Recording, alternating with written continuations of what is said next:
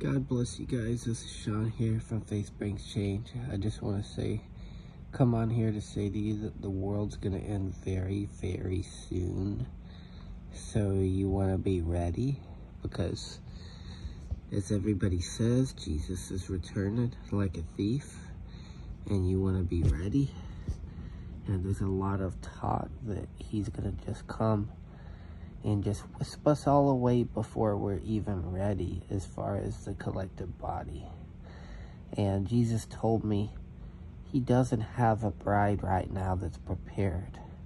That which should be his bride is in whoredoms and masturbation and pornography and all kinds of filthy things, in these things actively, and she doesn't even know him like she should. She thinks he says a lot of things that he doesn't. She misinterprets a lot of things that he says. And when two people are close, guys, when they're betrothed to be married, she hasn't actually, you might say, you know, there's a fiance, there's an engagement. The thing hasn't actually happened yet. And if you want to be part of that collective body of the bride, you know, being a member of it, you need to keep yourself from idols, guys, from other gods. You need to keep yourself from that stuff. Because many people are going after money and a lot in the church. Not just the Joel Osteens or the Joyce Meyers or anything like that. There's this guy, Charles Stanley, passed away. And I looked up the number of the birthday he passed away. I think it was April 18th or something. I put 418 in the Hebrew, and it has all kinds of bad things to say in the Hebrew. It has sinner and filthy person, wicked. It doesn't have anything good, and usually it does. And I was praying for that guy, but you know, he taught some false doctrines, once saved always saved, and different things, to the degree that people think that no matter what you do, you're gonna be okay. No matter what you do, you can go rob a bank and shoot somebody.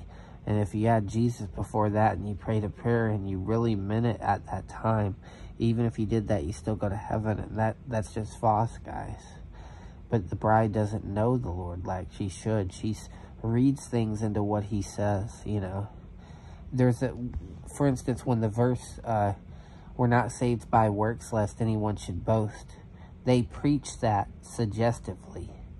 They preach that in a way that will mislead people, because they preach it in a way that will imply, therefore, even if you do evil, it doesn't matter if you do that, because you're not saved by works anyway. So something you do bad couldn't get you lost. Or, you know, maybe you can just walk away from the Lord and have your name erased from the book of life. But you can't just have it erased because, say, you did a sin there.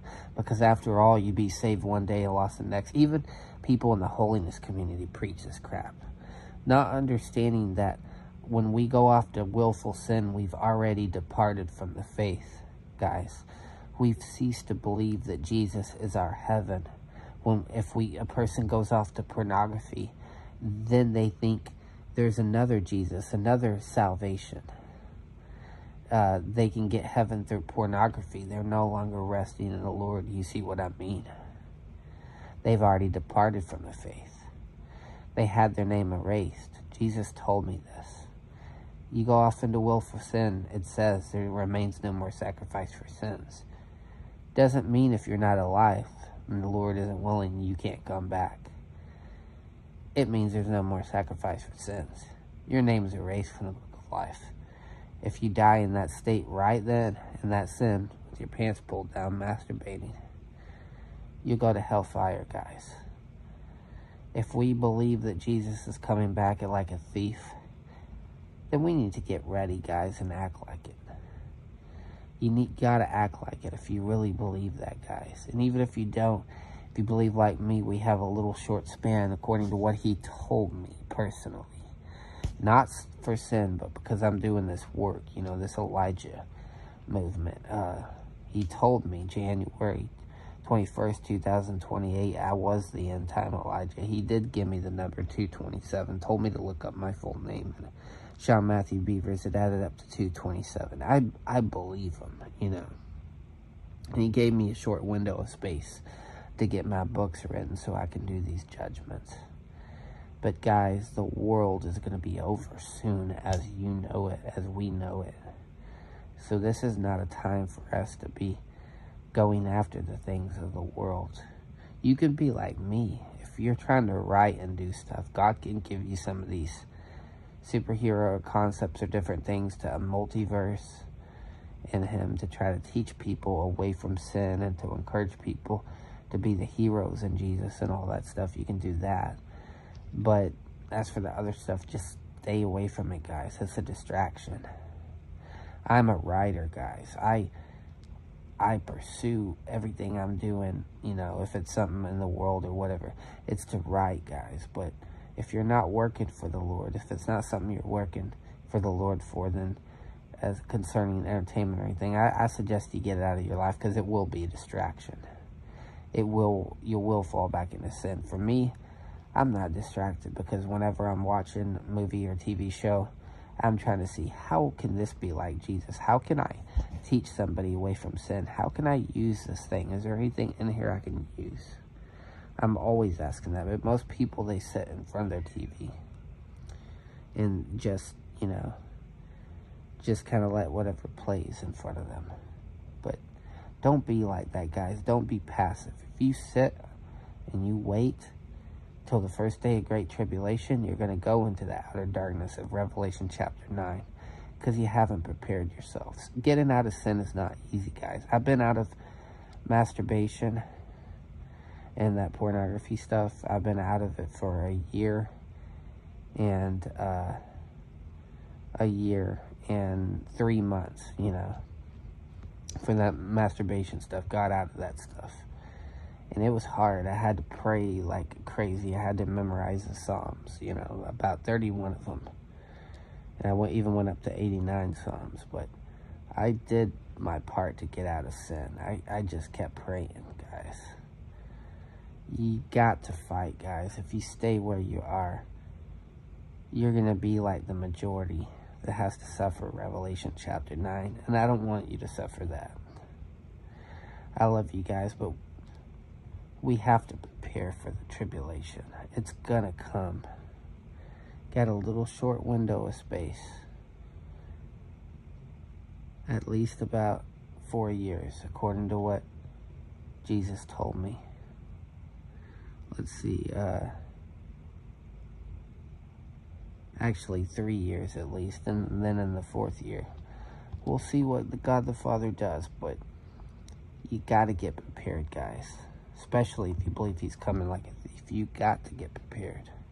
No, Jesus' bride is not anywhere near ready.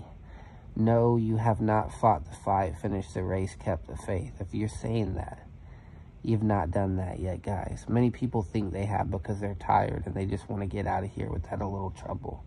Well, Jesus is going to do that, getting us out of here. But he's not going to do it right now the way we want. We always want an escape route, guys. But we have to do our jobs before we go home. And he told me, I'm not taking anybody anywhere until they do their job with me. Most of them haven't even started with me. And this is what he's told me directly. So we got to get on the ball, guys. You may not see me writing and doing this stuff, but I am working hard on this. I'm exhausted doing this writing, trying to prepare for this. So get yourself prepared, guys. And get started doing what God created you to do, to lead people to Christ. I suggest, if you like me, you let the Lord strategize with you, give you books and things to write so you can have something to read from. Don't just sit on the old manna of God's word, what he wrote in the Old Testament. You do your thing if you're prophetic like me. And you listen to the Lord and you let him speak through you. He speaks through his word. You can understand that, but he speaks through inspiration. You got to get inspiration from the Lord, guys. You got to do that. We need prophets. We need people who are going to edify the church. But I love you guys. I am praying for you. Just remember that. The world is ending soon.